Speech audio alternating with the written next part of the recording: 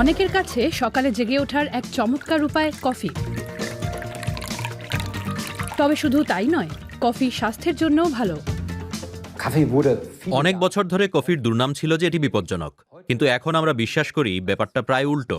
এটা বরং এক ধরনের সর্বজনীন প্রতিকার।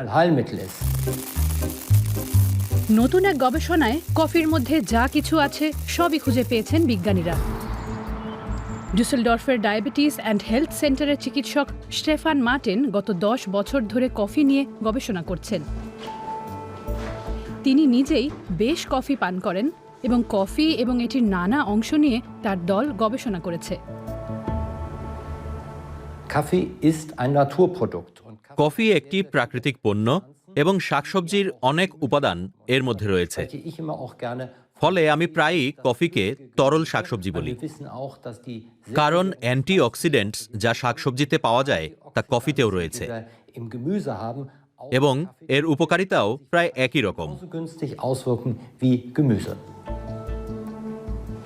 মার্টিন দেখেছেন যে কফিতে প্রদাহ বিরোধী উপাদান রয়েছে এবং রোস্টিংয়ের কারণে তার উপকারিতা আরও বাড়ে।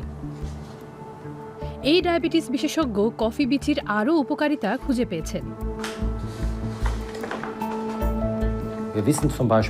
যেমন আমরা জানি যে নিয়মিত কফি খেলে টাইপ 2 ডায়াবেটিস হওয়ার আশঙ্কা কমে যায়, পাশাপাশি হৃদরোগ এবং স্ট্রোকের ঝুঁকিও কমে। গবেষণায় এইসব বিষয় পরিষ্কারভাবে দেখা গেছে, এমনকি মৃত্যুর হারেও এর ইতিবাচক প্রভাব রয়েছে। একাধিক গবেষণায় দেখা গেছে যারা কফি পান করেন তার অন্যদের তুলনায় বেশি দিন বাঁচেন। এক্ষেত্রে ক্যাফিন আছে কিনা তা মুখ্য নয়। এবং ক্ষুধার উপরেও কফির ইতিবাচক প্রভাব রয়েছে। লিভার রোগের ক্ষেত্রে এটা এক গুরুত্বপূর্ণ ফ্যাক্টর হতে পারে। আপনি যদি কম ক্ষুধা অনুভব করেন তাহলে কম খাবেন এবং লিভারের উপর তার প্রভাব ইতিবাচক হবে। ক্যাফিন সহ নাকি ছাড়া রক্তচাপের ক্ষেত্রে পরামর্শ কি?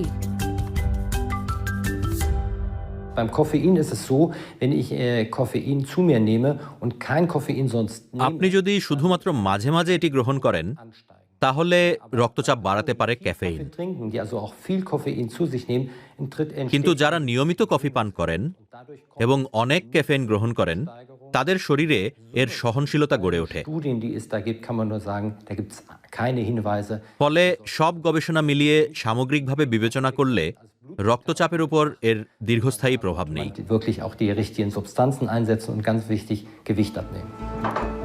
যারা দিনে 2 বা 3 কাপ কফি পান করেন তাদের হৃদরোগের ঝুঁকি ও মৃত্যুহার কম।